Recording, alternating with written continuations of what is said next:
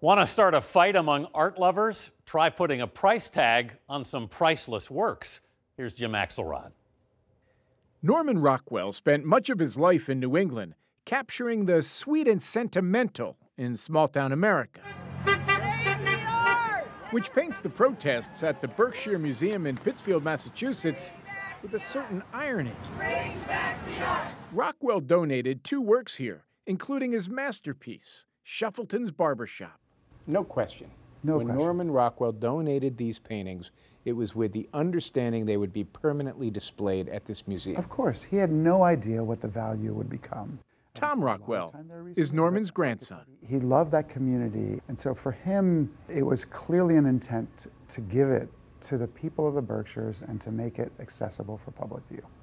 Well, we're hoping to raise $50 million. Elizabeth McGraw chairs the Berkshire Museum's board. The Rockwell is honestly one of the most valuable pieces that we do have.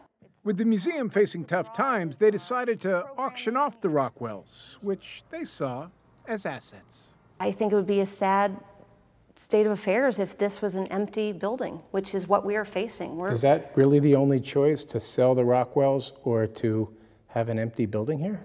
Well, it's, yeah. It just feels like a tragedy to me. The Rockwell family sued to stop the sale. We kind of feel like he'd be rolling over in his grave if he actually knew about this. It's a tough decision. It's a tough decision, don't get me wrong, but we have a trust with our community that we are entrusted with keeping this museum open. Late this afternoon, the court ruled in favor of the museum, leaving them free to sell and to remind us all of the difference between money and treasure. Jim Axelrod, CBS News, Pittsfield, Massachusetts.